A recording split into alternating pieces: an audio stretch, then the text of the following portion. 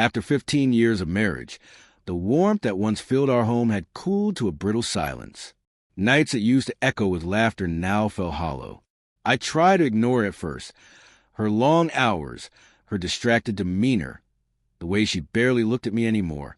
But the distance gnawed at me, a slow, insidious erosion of trust and love. My gut told me something was wrong, something I wasn't supposed to see. I tried talking, gently probing, but every question was met with irritation or deflection. I felt like a ghost in my own life, watching the woman I had loved for decades become someone I didn't recognize. That's when I made the hardest decision of my life. I hired a private investigator. Part of me hated myself for it. Part of me knew I needed the truth, no matter how painful. The evidence came slowly, each revelation a knife twisting deeper. Secret meetings, hidden messages, late-night dinners she couldn't explain. And then the unthinkable. She was sleeping with a man, a wealthy, married man, whose life was as carefully curated as ours once was. The betrayal wasn't just emotional. It was calculated, deliberate, a stark contrast to the love I had given freely for years. When I saw the photos, the messages, the receipts of luxury gifts, a storm of emotions hit me all at once. Anger, sorrow, disbelief. I remembered our children, the promises we made, the home we built together. And I realized she had dismantled it quietly, piece by piece, under the guise of normalcy. I couldn't let this remain hidden, not just for me, but for everyone affected by her choices. I compiled everything, the photos, the messages, the meticulous record of her deception. I sent them to her family, hoping they would see the woman I had loved and the one she had become. I sent copies to her office, a professional mirror of the personal betrayal. And finally, I sent it all to his wife, a woman who deserved to know the truth before the lies consumed her life as they had mine.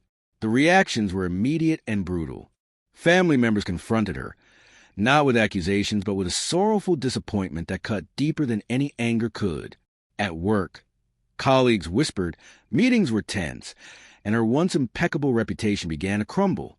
And at home, I watched the man she had chosen unravel as his life collided with the consequences of his actions. For me, the aftermath was a crucible. I had chosen truth over comfort, reality over denial. I faced the quiet nights alone, but I also faced them with clarity. I allowed myself to grieve, to feel the anger and the betrayal fully, without flinching. It was painful, yes, but it was honest, a stark contrast to the life she had created behind closed doors. There were moments when I questioned my decisions, wondering if exposing everything was worth the chaos it unleashed. But then I remembered the man in the photos, smiling in a way he should never have, the secrecy that had poisoned my marriage for years. If I had stayed silent, I would have been complicit in a life built on lies. I also learned that betrayal isn't always loud. Sometimes it's quiet, insidious, manifesting in small gestures, in cold evenings and distracted smiles. And sometimes exposing the truth is not about revenge. It's about reclaiming your dignity, your voice, your life. The days that followed were a blur of confrontations, heartbreak, and moments of clarity. I realized that love isn't just about holding on. Sometimes it's about letting go, even when letting go burns like fire. I focused on rebuilding myself, finding strength in the ruins, and protecting the part of me that she had tried to erase. Eventually, I understood that her choices were a reflection of her, not me. The betrayal was hers, the consequences hers to bear. And while the scars remain, they remind me of the resilience I discovered, the capacity to endure, to see clearly, and to walk away from a life that no longer reflected truth. After 15 years of marriage, I lost the warmth I once knew, but I found myself. The path forward is uncertain, painful, and sometimes lonely, but it is also real, unflinching, and mine. And in that honesty, in that reclamation of self, I finally found a freedom I had never known while living in the shadow of betrayal.